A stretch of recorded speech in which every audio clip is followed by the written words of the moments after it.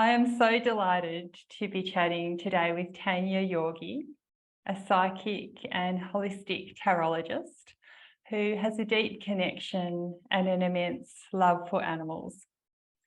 And we're going to talk about how it's possible to stay connected with our beloved animal companions even after death, and for that connection to strengthen and grow and influence how we live the rest of our lives.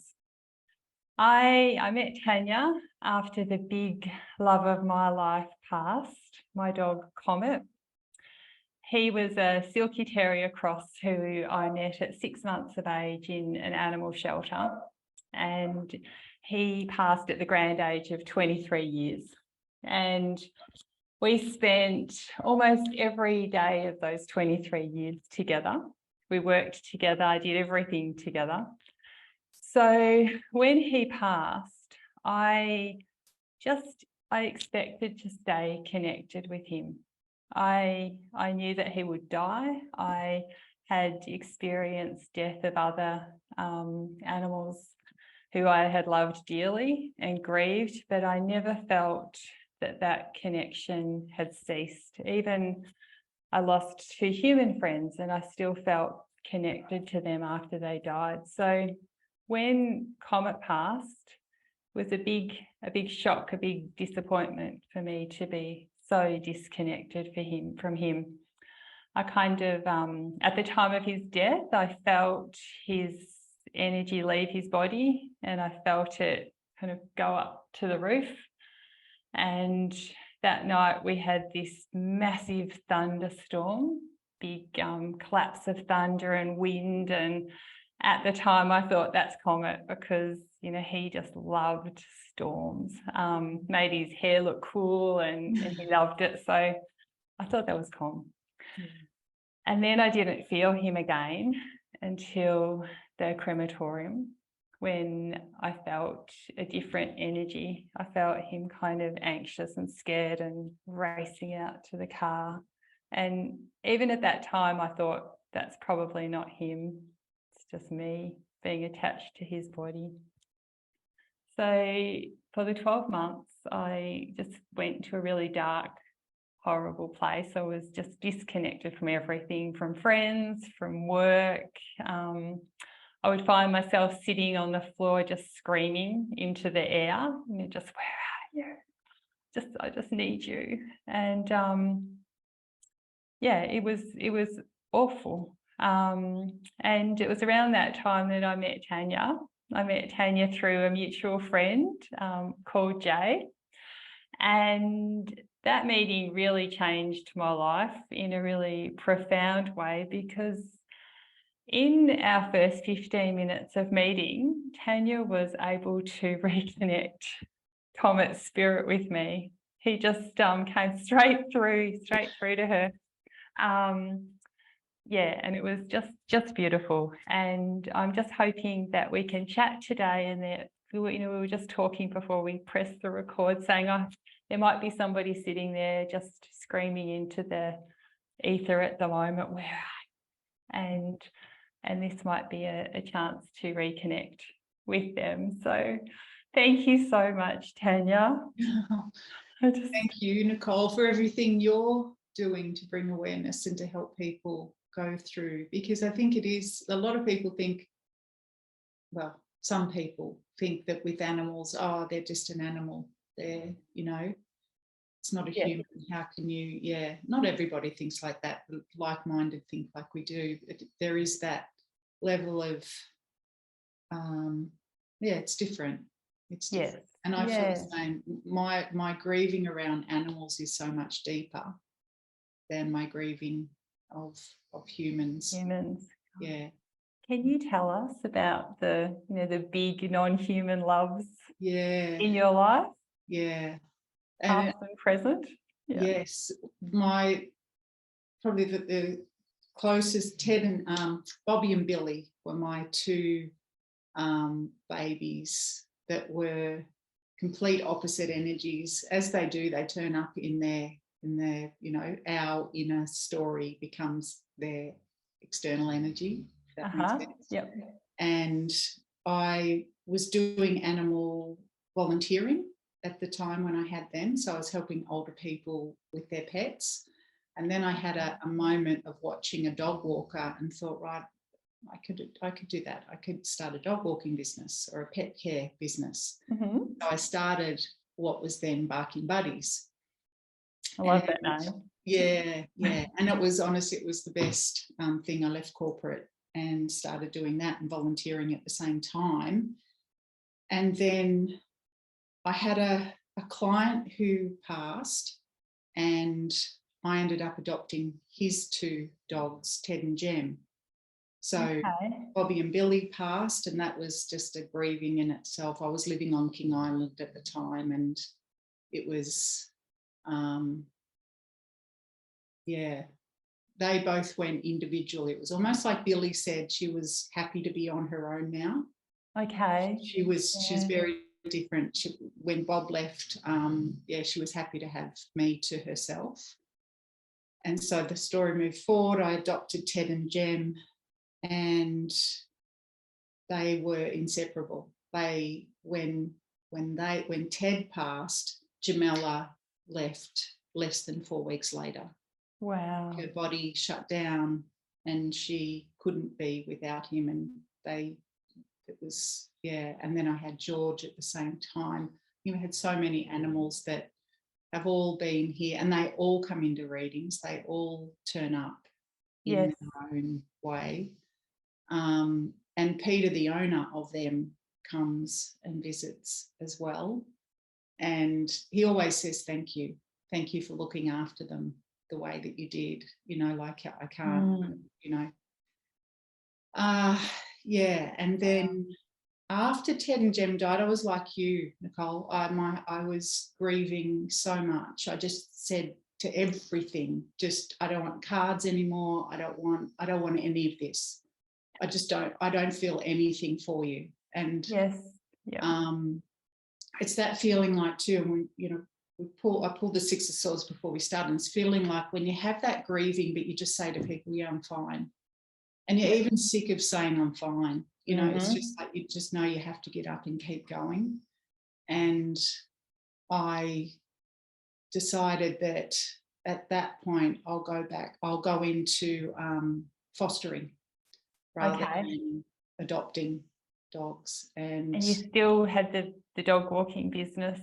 By that stage I'd moved the dog walking on, and I'd come into doing this over a period. And I'd moved a lot. I went from King Island to Dalesford, and then I've come back here. So there was a lot of change. Change in between. And it was like Peter, who owned Ted and Jem, it was like when he passed, they were picked up from Port Melbourne, and dropped on King Island in their little place in heaven. And Ted was a dog that couldn't be off lead because he was so naughty. Like, he was just a big, beautiful golden retriever and he could go anywhere on the island. I'd leave him down at the beach because he wouldn't get in the car, and he would be playing kelper. Like, he'd spend hours helping. And then I'd go back down to the beach, and he'd happily get in the car when he was tired enough. Or people would say, Ted's at the bakery, do you want to go? Bring back for you? Whereas Jamela was always by my side. And it was that that energy of me too. There was a part of me that was always present, and one that always just wanted to go and escape and do what Ted wanted to do. They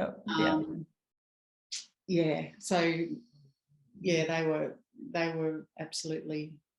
I've still got a photo. I wake up with them every morning, and Ted and Jem. Like, I look at their photos. They're my reason for getting up. The day. Just I thank them for giving me. I can even feel it now, even when we connect to our body, isn't it? When you connect to your body, you can feel it. My throat gets tight, my heart gets tight, and it's just being present in that and thinking. I could use expletive words at the same time as as loving words. Loving them, I know. There's loving that pain. Just sitting with it. And then decided, once Ted and Jem left, I started fostering. So I had 6 foster dogs through Project Underdog Rescue. And then I fostered this one, Tachi, and I couldn't let her go, so I adopted her. And doing that fostering was like my grieving. Yes. Through all the animals as well. It was like I'd build up this relationship with the dog, and then another grieving, and I have to, you know, give them over to their new owner, and it'd be this whole breakdown again of but knowing on a deeper level that they needed more foster carers than they needed permanent homes. But then the connection with Tachi was so different, wasn't it? Yeah, she was. When I met you in person for the first time in Tachi, you were telling me that she was going off to a home, you know, 2 weeks from that time, and I just kind of felt sad, really sad that was going to happen. Yeah, I did. I had a little meltdown and realised I couldn't do it. I had to talk to her. I said, Tarch, I can't let you go. You know, is that okay if you stay with me? Because and I'll melt down again. Now it was just that feeling of she's almost like a lot of foster dogs, and my dog, she's a little bit of everything tied into who she is now. she's can I show you her? Yes. So she's a Staffy cross with something. And she's Leo energy, and she just believes that the world is here to see her. Yes. And she lights up people's faces once they get over the fear that she's a Staffy, and that can I'm the happiness dog. The dog of love. So that's our relationship. We should talk a bit later on about how all spirit energies we'll talk about some other things first, but that they can come back into an existing animal, can't they? Absolutely. It blows my mind. Yeah, they have so much fun doing that. I think yes. But I wanted to ask first of all, because I know you have your grandma's tarot cards. So has tarot been something that you grew up with as a child, or how did it happen? That's known as tarot deck. So it's just got fortune telling cards. Oh, fortune telling cards. Yeah. So I've never seen a deck like this before, and it's sort of astrology deck rather than tarot, but it's got words on the bottom. It's different. I still haven't seen anything like it, and there are a few cards missing. So the gypsies in Port Melbourne gave that to Nana, and Nana never spoke to me about these. It wasn't until she had dementia and passed, like, that my auntie gave these to me. Wow. And my auntie is the one that got me into tarot, into this world. And I think for me, I would have been the last person to think that I would be into tarot. I think, to me, tarot means the unseen. Right. What we can't see has always fascinated me. And how it was through grieving for a friend who passed when I was about 15. She died in a car accident, and I was and I'd heard how she died. It was a horrific death.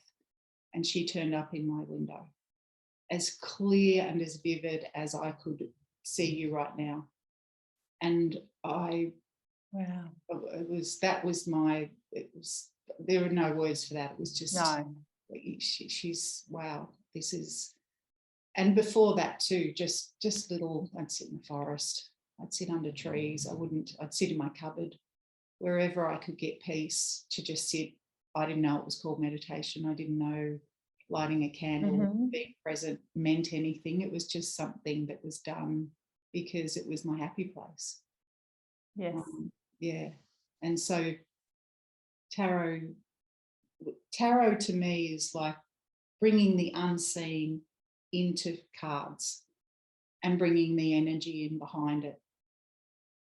I love that description, because I was going to ask, how do you describe what you do? And it's just so succinct, because when I talk about you to people and I try to describe what you do, I say you know, she has psychic abilities, that she reads through tarot, uses astrology, numerology, paranormal, but then there's a lot of life coaching there too.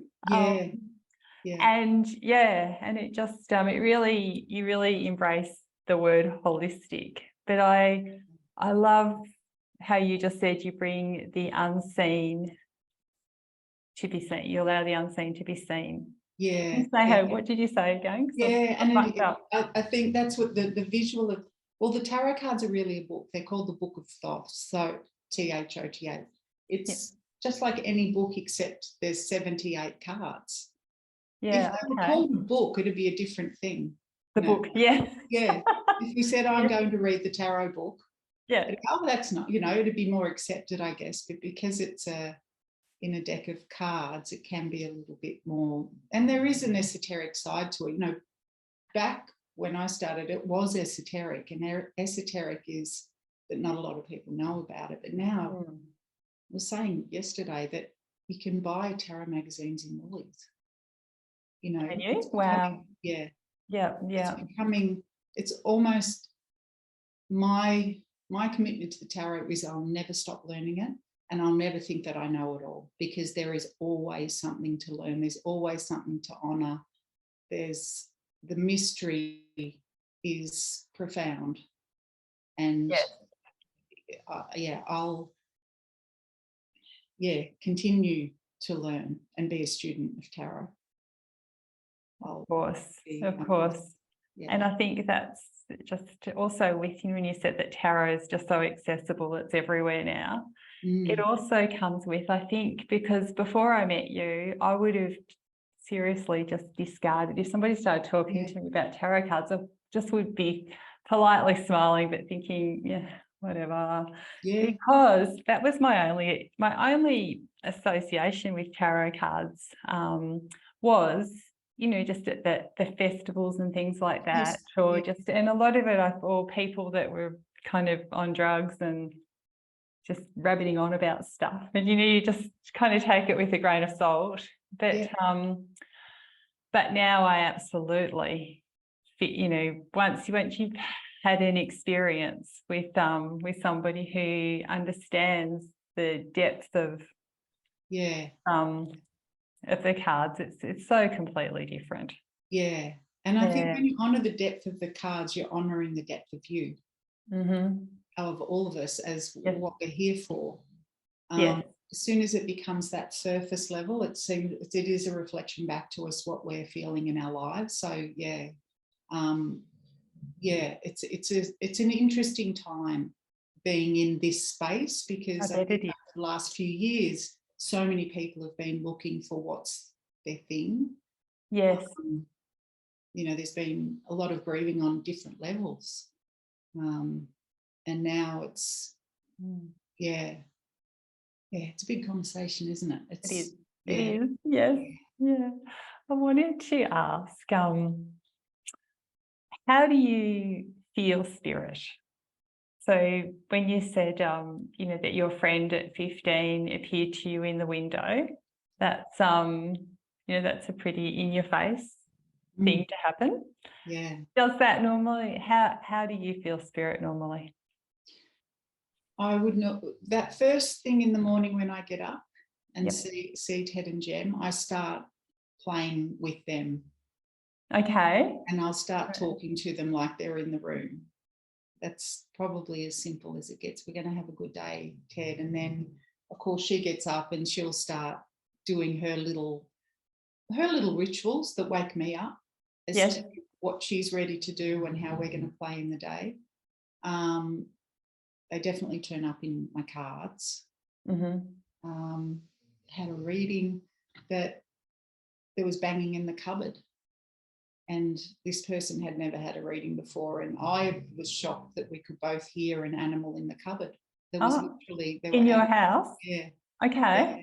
And it's that I still get surprised by how they turn up. Yep. And especially when they've passed and you still feel them by your ankles walking by you. That's that is them. The energy, we're still connected to that energy so much. And that's, you know, and the grieving can separate us from that energy, because grieving is wrapped in fear and wrapped in, you know, just all these layers so that we feel safe in some way. And spirit, our animals find that, well, they just leave us be. They just say, go and do what you need to do when we're in that grieving stage. So how do I feel them? Make sure you grieve. You know, I think that's really, really important to unpack that death process. And in the tarot, death, it goes the hangman, so we surrender. Death, we go over to death. And then we have temperance, which is rainbow bridge. Okay. We start to feel them after we've gone through the death process. So temperance is when we're communing with, you know, spirit here and there. Okay, so in both realms. Yeah, and then we I literally talk. I do a lot of, not out loud, but talking, feeling, having conversations, and then the phone call comes, or a car drives by, or a number turns up, or a song, or a rhythm, or there's always so many messages every single day when we're present. And yeah. So it's about being open to that energy, isn't it? And playing. I think we can take it too seriously too. Yeah. If we play a lot more, that's the space they arrive in. I remember when Comet, because Comet was such a playful, cheeky man, and when I met you in person, you had the deck, the Curious Creatures deck, and you said that the deck, you had just arrived that day, and that you were looking through the deck to see if Comet would jump out at you. And in this deck, there's a few dogs. And so it would kind of make sense for you to choose a dog, but you didn't. You chose this, take a while to find him, this camel. The chariot, The chariot. And the chariot card, and he's kind of this gold colour, and he's just like, smiling, and he's got a star on him, and he's just this big energy looking thing. And you showed me that card. Yeah. And I was like, wow, that is so like Comet. And I went to I went to show you a photo on my phone, because my phone saver is Comet, and the photo that I've got on as the screensaver is just his face. But Comet loved traveling in the car, and he was a big show off, and he loved going places, moving, you know, like that, the chariot energy. And the photo, I just turned my phone on, and the photo that flicked up was a photo of Comet sitting in my car, wasn't it? And he's wearing a bandana with a star on it, and he's got this big grin on his face. That's me. And in that moment, I'll never forget that. Like, I will never forget that experience. And the colour too, the camel colour was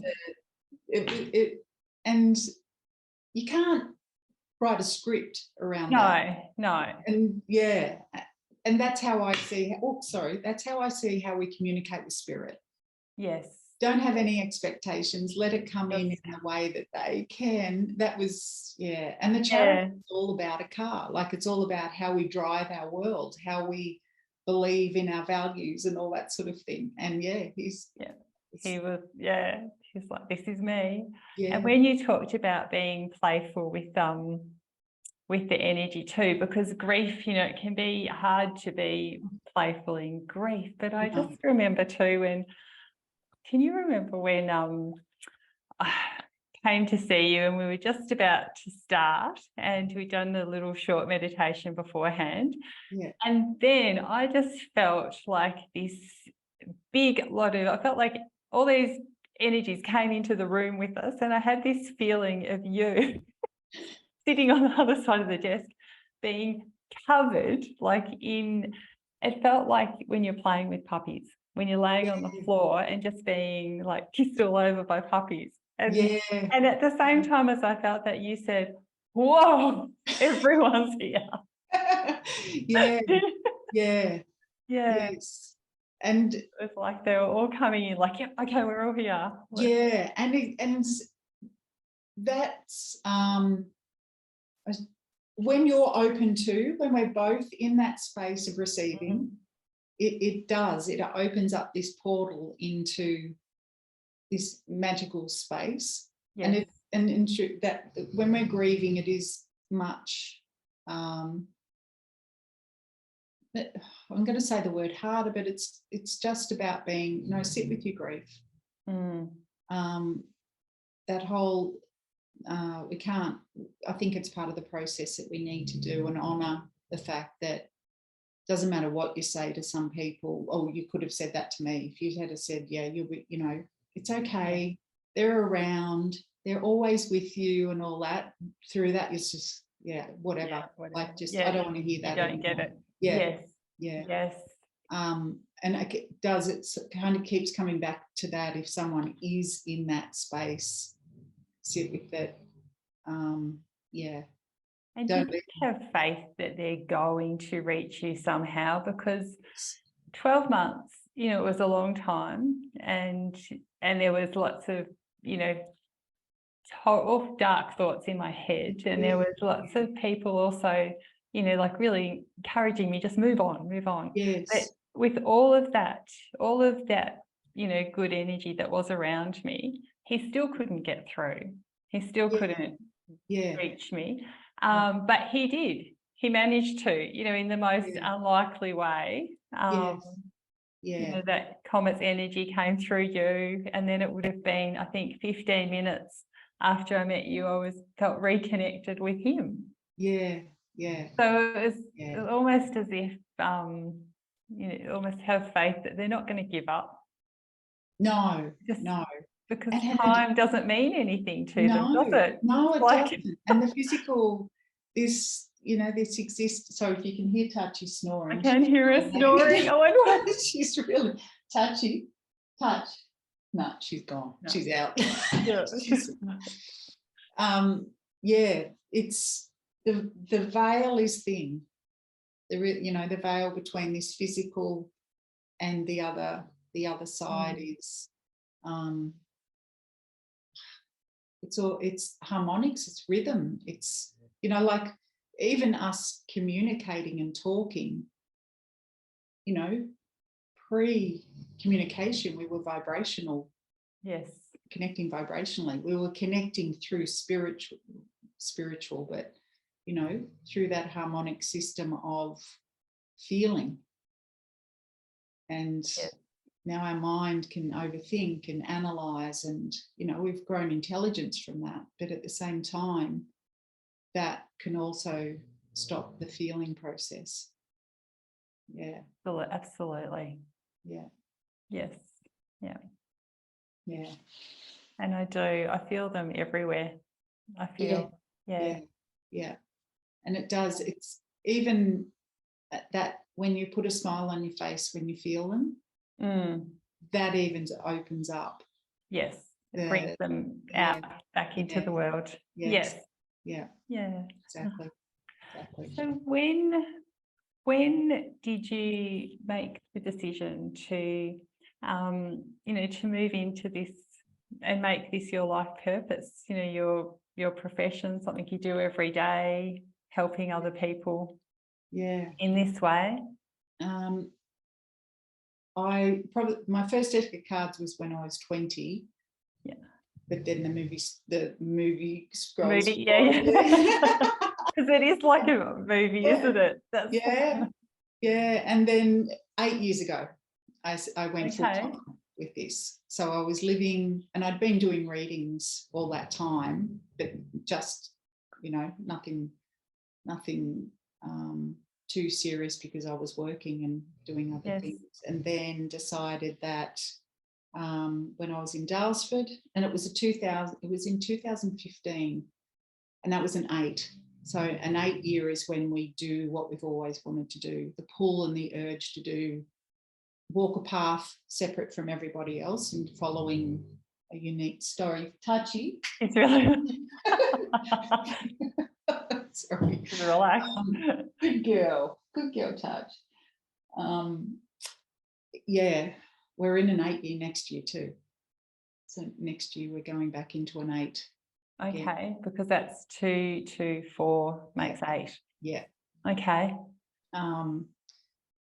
So the urge was there. It was just like it was, and there were 2 girlfriends who had always wanted to open a coffee shop. They opened their coffee shop, and there was all of that happening. So that was 8 years ago, and I'd done coaching.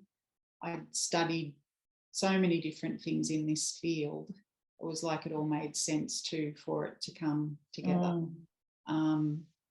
And Dalesford was a beautiful place to be able to do that as well.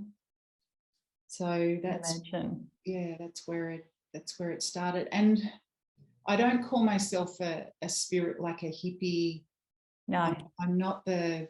Yeah, I love my crystals, and I love, like, I've got like 80, 90 tarot decks because I love the art. I love the story of the artist, of the art.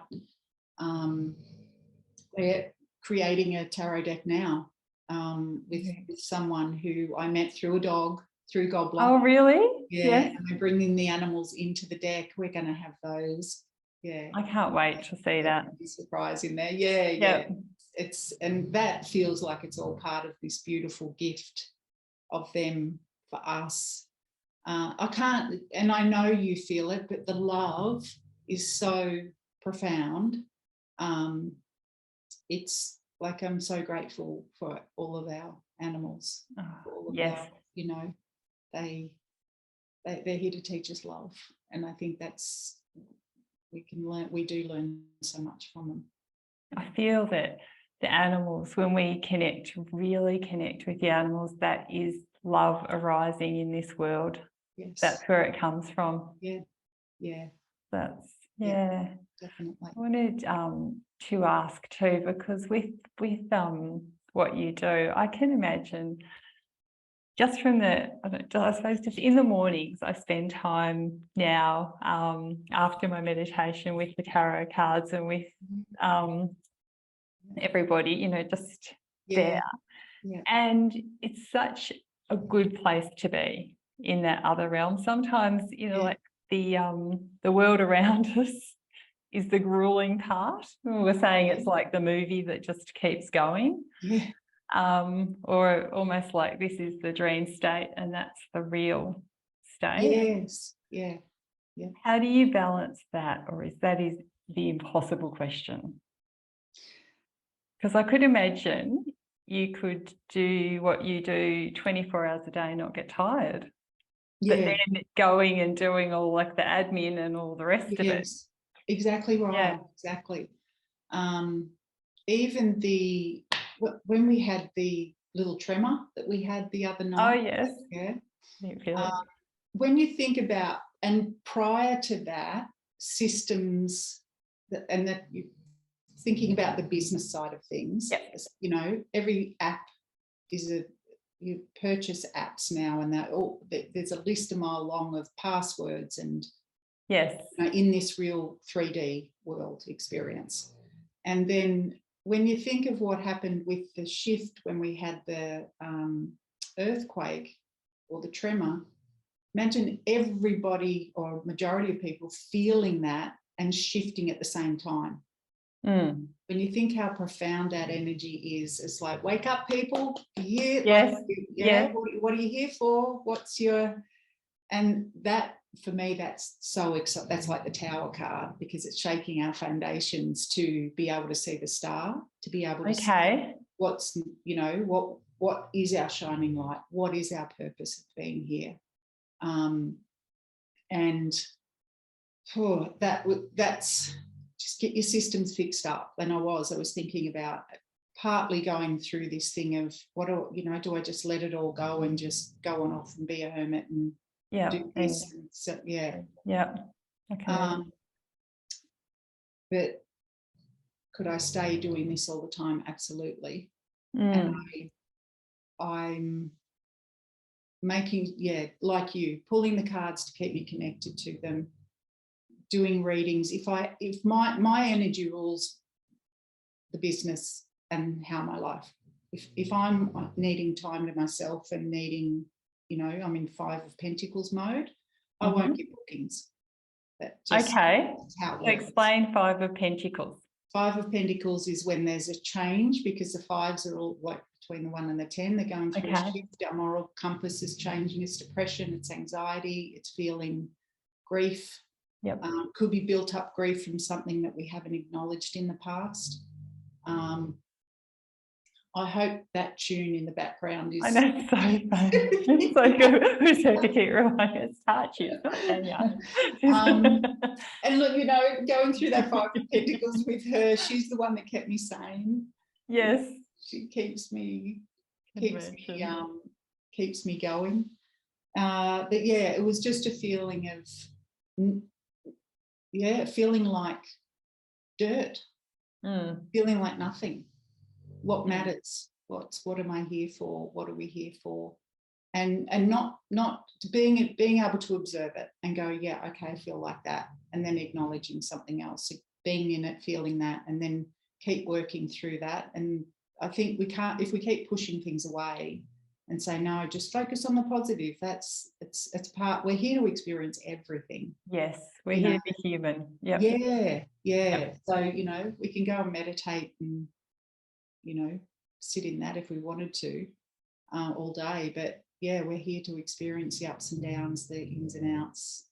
And yeah, I had a meditation one morning, and my higher self walked towards me, and it was unusual for that to be the case, and then fell into me.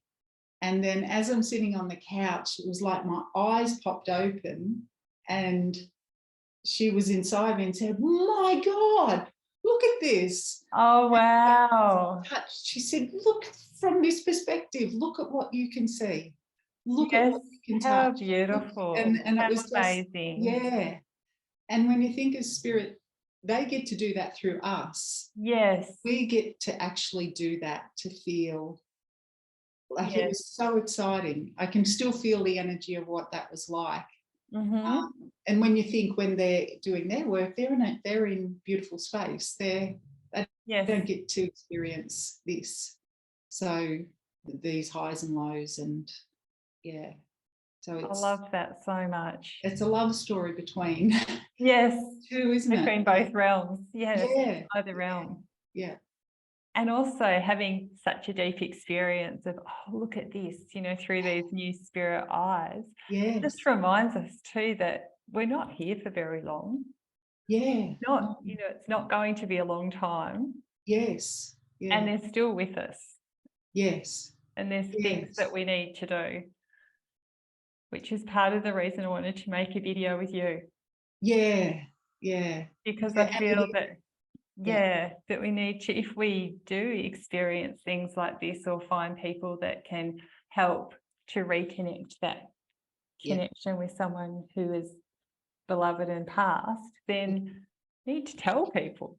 Yeah. If I didn't have that connection with animals, I wouldn't see the point. Of being here. Same. It's what we're here, what I'm here, what we're here, well, why we've connected. It's been through animals. No, it's that love. It's just love. I love them. I love you. I love this whole experience of what we can share through them. And they're just so willing to be here in this space. Yeah. Even Tilt's. Remember when you gave me this picture of Tilt? Yes. And you said it's got a rose quartz on it. Yes, and it did. Yeah. And it turns out it had my favourite crystal instead, which was amethyst. And I like even that. It's just like crazy. It just, I don't know if that was just extreme energetic manipulation or what happened, but I actually bought rose quartz from that's here when I put them on his picture, they looked pink. They really did look like rose quartz. Yeah. And I put them on there because I thought they were rose quartz. And I'd always felt that was his crystal. And then when I gave them to you and you said, oh, it's amethyst, and I looked at it, it is 100% Yeah. amethyst. Yeah. And it's the illusion, isn't it? Everything is an illusion. We're exactly. Yeah. Creating it all through the illusion of. And you have the big amethyst, beautiful crystal that you just showed there, and that made sense. Yeah. Made sense. Yes. Yeah, it does. I love seeing him in the background. Yeah. Everybody asks about Tilt. Yeah. Yeah. So it's just amazing. And the things that the experience, because Tilt was the second biggest love of my life other than Comet, but you know, also in the same, I suppose you can't compare, can you, because he was a different love of my life, my rooster. And after he passed, there was no loss of connection, not even for a moment. There was absolute grief, and I miss him so much. And you know, I'm still in tears often, but it's a different type of tears because he's still so with me, and in dreams, just so vividly. There's just been so many teachings from him since he's passed, and I just I thank you for that too, because every morning I get the tarot cards out and I just ask questions. And then if anybody is new to tarot, and I'm definitely don't know what I'm doing, but I will either look at the card, and that card, the picture in the card will give me an answer, or I read the book that's attached for the meaning of that card. And sometimes I just look at them and just know, oh, that's that's what you want me to know. Makes sense, doesn't it? Especially because you arrived at the time that deck arrived. Yes. You know, I'd never, it was great. I've got like 4 of her decks, and that it really is, it's the most. I love it so much. It's so worn out, all of it. Yeah.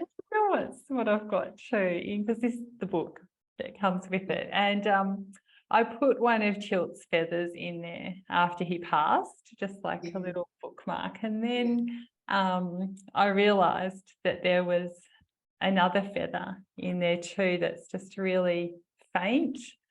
And I always keep them together because I think of, this realm, and the hidden realm, and they're just, always together in this book. And sometimes people will pick up the book and I'm just like hovering around. I don't want to lose those feathers.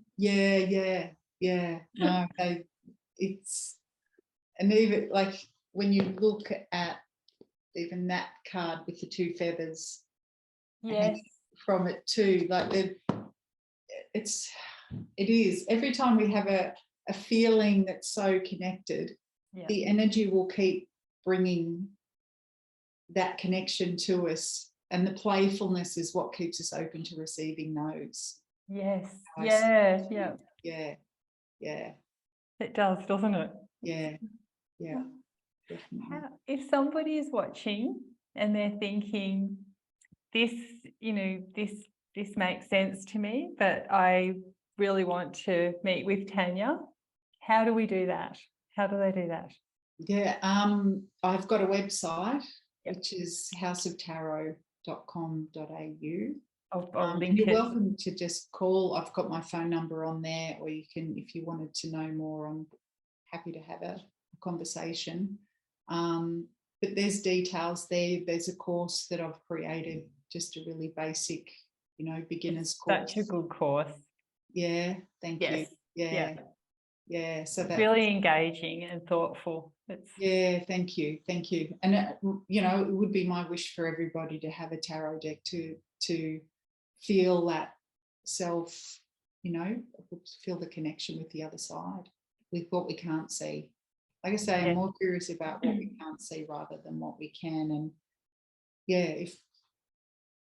I'm happy to start it with a chat. You don't even have to book in for a reading or anything. I'm happy to just be present with somebody if you're going through, not even if you're going through the grieving, but if you're asking questions. Yeah, if I can help in any way.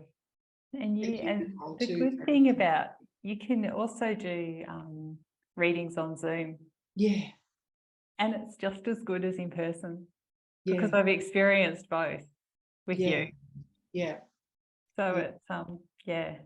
Yeah, they don't. But it means it's open to everybody in the world. Yeah, yeah, they really don't mind. No, that's, well, Comet first connected through Zoom. Yeah. Yeah. Yeah. The bossy little man. Thank you, Comet. Yes. Yeah, thank you you to all of them. Thank you to you. Thanks for doing what you do. Yeah. Thank you so much for having this chat. Yeah. Great. I look forward to more chats, absolutely, because just as we're talking, I'm thinking I've just got more questions, but I'm going to stop now because we've been talking for a while, and we can do it another time. But thank you. Thank you, everybody, and sending love to everybody who is going through their grieving and whatever stage you're in. Yes. Yeah, love and understanding. Yeah. Yeah, Absolutely. oh, Thank good. you.